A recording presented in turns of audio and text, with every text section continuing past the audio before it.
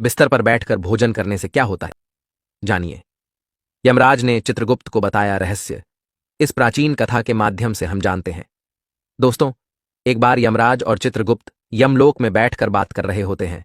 तभी चित्रगुप्त यमराज से पूछते हैं, हे प्रभु, किस कारण से मनुष्य की अकाल मृत्यु होती है? कौन से मनुष्य को संतान सुख नहीं मिलता है? और कुछ मनुष्यों की मृत्यु शिशु अवस्था में ही क्यों हो जाती है? इसके पीछे क्या कारण है? तब यमराज चित्रगुप्त को बताते हैं, हे चित्रगुप्त, तुमने उचित ही प्रश्न किए हैं। इन सभी प्रश्नों का उत्तर मनुष्य की आदतों में छिपा होता है। मनुष्य जिस प्रकार का आचरण करता है, उसे उसी के अनुसार सुख और दुख भोगने पड़ते हैं। मनुष्य की अकाल मृत्यु होने के पीछे भी उसकी आदतें ही कारणीभूत होती है। तुम्हारे प्रश्नों का उत्तर बताने से पहले मैं तुम्हें एक अत्यंत महत्वपूर्ण कथा सुनाता हूं। इस कथा में तुम्हें तुम्हारे सभी प्रश्नों के उत्तर मिल जाएंगे। इसीलिए तुम इस कथा को ध्यान से जरूर सुनना। जो भी इस कथा का श्रवण करता है और इसका प्रचार करता है, मैं उसके 32 अपराध माफ करता हूं। चित्रगुप्त कहते हैं, हे धर्मराज, आपके मुख से इस महान कथा को सुनने का सौभाग्य मुझे प्राप्त हो रहा है। मैं इसे ध्यान से पूरा अवश्य सुनूंगा। फिर यमराज चित्रगुप्त को वह कथा सुनाने लगते हैं। पूर्वकाल की बात है। मगध देश में हेमकुंडल नाम के एक प्रसिद्ध सम्राट हुआ करते थे। उनके राज्य के अंदर अनेक नगर, वन, पर्वत तथा सरोवर थे। महाराज हेमकुंडल अत्यंत गुणवान, बुद्धिमान तथा कुशल सम्राट थे। उनके राज्य में प्रजा अत्यंत संतुष्ट थी। प्रजा को किसी चीज की कोई कमी नहीं रहती थी। महाराज स्वयं ही अपनी प्रजा का ध्यान रखते थे। उनके राज्य में चोरों लुटेरों का कोई भय नहीं था। महाराज बड़े धर्मात्मा थे। उन्होंने अनेकों बार यज्ञ किए, दान धर्म किए तथा अनेक ब्राह्मणों और मुनियों को दान दक्षिणा दी। उन्होंने अनेक पोखरे खुदवाए, वाटिकाएं बनवाए, वृक्षों का रोपण किया। इस प्रकार के अनेक पुण्य के काम महाराज ने किए। महाराज की पत्नी का नाम सुवर्णा था। रानी सुवर्णा अत्यंत सुंदर, गुणवान, रूपवान तथा चरित्रवान स्त्री थी। वह भी नित्य धर्म कर्म तथा दान धर्म किया करती थी। किंतु इतना सब कुछ होने के बावजूद भी महाराज को कोई संतान नहीं हो रही थी, जिससे महाराज अत्यंत दुखी थे। महाराज का दुख देखकर प्रजा भी अत्यंत दुखी थी। फिर एक दिन महाराज अपने राजमहल में बैठकर इस प्रकार से सोचने लगे, किस पाप के कारण मुझे पुत्रहीन रहना पड़ रहा है? मैंने ऐसा कौन सा पाप किया है जो मुझे इतना बड़ा दंड मिल रहा है? अब मेरी इस समस्या का हल केवल मुनि वशिष्ठ जी ही कर सकते हैं। इसीलिए मैं उनके पास जाकर इस समस्या के लिए उपाय मांगता हूं। फिर महाराज अपने रथ में बैठकर मुनि वशिष्ठ जी के आश्रम पर जाते हैं। वहां पर मुनि वशिष्ठ जी ने उनका स्वागत किया और उन्हें बैठने के लिए आसन देकर पूछने लगे, हे राजन, आज किस कारण से आपका हमारे आश्रम पर आना हुआ? कहीं आपने संन्यास तो नहीं लिया है? महाराज मुनि से कहने लगे, हे मुनिवर, ऐसी बात नहीं है। आज मैं आपके पास एक शंका लेकर आया हूं। मैं अत्यंत दुखी हूं। केवल आप ही मेरी इस शंका का समाधान कर सकते हैं। मुनि वशिष्ठ कहने लगे, हे राजन, भला आपको किस प्रकार का कष्ट? आप तो इतने बड़े राज्य के सम्राट हैं। आपके मन में जो भी शंका हो, आप निसंकोच होकर पूछिए। मैं अवश्य आपकी सहायता करूंगा। फिर महाराज हेमकुंडल कहने लगे, हे मुनिवर, मेरी कोई संतान नहीं है। किस पाप के कारण मुझे संतानहीन रहना पड़ रहा है? संतान के बिना मेरा उद्धार कैसे होगा? मेरे राज्य का उत्तराधिकारी कौन बनेगा? कृपया आप मुझे बताने की कृपा करें, किस कारण से मैं संतानहीन बन गया हूं और मुझे संतान प्राप्ति के लिए क्या उपाय करना चाहिए?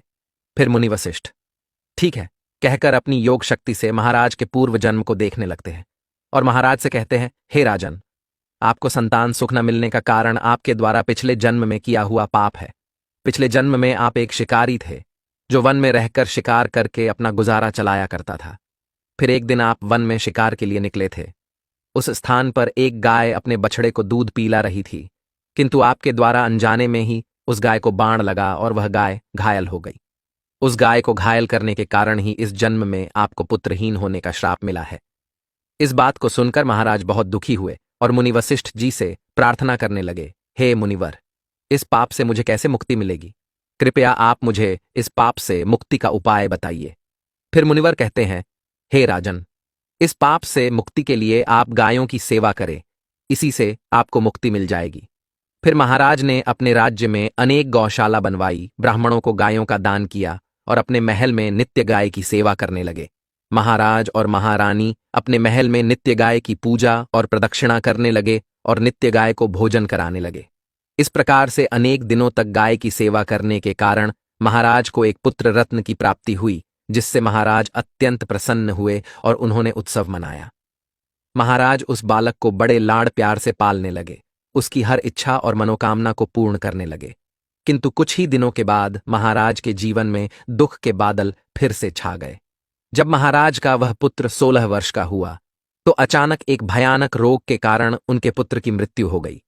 पुत्र की मृत्यु से महाराज शोक में डूब गए और सब कुछ छोड़कर वन में महाराज वशिष्ठ जी के आश्रम पर पहुंच गए। वहां पर जाने के बाद मुनि ने महाराज से पूछा, हे राजन, किस कारण से आप शोक में डूब गए हैं? वशिष्ठ जी ने अपनी दिव्य दृष्टि से सब कुछ देख लिया और महाराज को उनके पुत्र की अल्पायु में मृत्यु होने का कारण बताने लगे। हे राजन, आपको पुण्य के कारण पुत्र की प्राप्ति तो अवश्य हुई है, किंतु आपके पुत्र के दुर्व्यवहार के कारण ही उसे अल्पायु में मृत्यु का सामना करना पड़ा है। आपके पुत्र ने सदैव ही बिना स्नान किए बिस्तर पर बैठकर भोजन किया है। जो मनुष्य बिना स्नान किए भोजन करता है उसकी आयु क्षीण हो जाती है। जो बिस्तर पर बैठकर भोजन करता है उसके शरीर में रोग आदि उत्पन्न होते हैं और वह भी अकाल मृत्यु को प्राप्त होता है। इस प्रकार के वचन सुनकर महाराज अत्यंत दुखी हुए और वहीं पर रहकर मुनि की सेवा करने लगे। फिर उन्होंने अपने भांजे को अपने राज्य का कारभार सौंप दिया और वन में ही बैठकर तपस्या करने लगे। यमराज कहते हैं, हे चित्रगुप्त, मनुष्य को हमेशा अपने 5 अंगों को साफ करके ही भोजन करना चाहिए। दोनों पैरों को तथा दोनों हाथों को और अपने मुख को जल से अच्छी तरह से स्वच्छ करके ही भोजन करना उचित होता है। इससे मनुष्य के शरीर से रोग दूर रहते हैं और व्यक्ति दीर्घायु बन जाता है। यमराज कहते हैं, भोजन शुरू करने से पूर्व उस भोजन के लिए भगवान को धन्यवाद देना चाहिए और संसार के समस्त प्राणियों को भोजन प्रदान करने की प्रार्थना करनी चाहिए। इस प्रकार से अन्न देवता को प्रणाम करके भोजन करने से मनुष्य को कोई पाप नहीं लगता है। यमराज कहते हैं, जमीन पर बैठकर भोजन करना ही श्रेष्ठ होता है। बिस्तर पर बैठकर भोजन करने से मनुष्य के शरीर में रोग उत्पन्न होते हैं और उसकी आयु कम हो जाती है। शास्त्र कहते हैं कि दहलीज पर बैठकर भी भोजन नहीं करना चाहिए। यमराज कहते हैं, 3 प्रकार का भोजन मनुष्य को नहीं करना चाहिए। जिस भोजन के ऊपर से कोई पैर रखकर चला गया हो अथवा कोई व्यक्ति भोजन को लांघ कर गया हो, ऐसे भोजन को कभी खाना नहीं चाहिए। ऐसा भोजन अशुद्ध हो जाता है। ऐसे भोजन को पशुओं को खिला देना चाहिए। दूसरों के द्वारा लांघा गया भोजन खाने से मनुष्य की आयु कम हो जाती है और उसके शरीर में भिन्न भिन्न प्रकार के रोग उत्पन्न होते हैं। यदि भोजन में बाल निकल आता है तो ऐसा भोजन त्याज्य हो जाता है। यदि अन्न में बाल निकलता है तो उसे ईश्वर को कभी प्रसाद के रूप में नहीं चढ़ाना चाहिए और ना ही स्वयं खाना चाहिए। ऐसा भोजन प्रेतों को प्राप्त हो जाता है। यमराज उसे कहते हैं, दूसरों के लिए परोसा हुआ भोजन भी नहीं खाना चाहिए। जो मनुष्य दूसरों का भोजन छीन के खाता है अथवा किसी को बिना दिए ही स्वयं उस अन्न का उपभोग करता है, उससे देवी अन्नपूर्णा रुष्ट हो जाती है। भोजन सभी में बांटकर खाना चाहिए। दूसरों के हिस्से का भोजन करने से मनुष्य के पुण्य कर्म नष्ट हो जाते हैं। शास्त्रों के अनुसार दिन के समय में मनुष्य को उत्तर की ओर मुख करके मलमूत्र का त्याग करना चाहिए। यदि रात्रि के समय मलमूत्र का त्याग करना हो तो दक्षिण की ओर मुख करके करना चाहिए। मलमूत्र का त्याग करते समय हमेशा अपने सिर को ढक कर रखना चाहिए। किसी भी पेड़ के नीचे, कुएं के पास, नदी के किनारे के पास, गौशाला के पास, देव मंदिर, अग्नि के पास तथा शमशान भूमि के पास कभी मलमूत्र का त्याग नहीं करना चाहिए। शास्त्रों में कहा गया है, खड़े होकर भी मलमूत्र का त्याग नहीं करना चाहिए। इससे शरीर में रोग और विकार निर्माण होते हैं। इसके साथ ही पूरी तरह से निर्वस्त्र होकर भी मलमूत्र का त्याग नहीं करना चाहिए। चलते चलते कभी पेशाब नहीं करना चाहिए, इससे जीवन में दुर्भाग्य आता है। जूते पहनकर, छाता लगाकर भी मलमूत्र का त्याग करना अनुचित माना जाता है। कभी भी किसी स्त्री, गुरु, देवता, मंदिर और पानी की तरफ मुख करके आकाश में ग्रहों को देखते हुए मलमूत्र का त्याग करना अनुचित होता है। रात्रि में चंद्रमा और अग्नि की तरफ देखते हुए भी मलमूत्र का त्याग नहीं करना चाहिए। इससे जीवन में दुख और संकट आते हैं।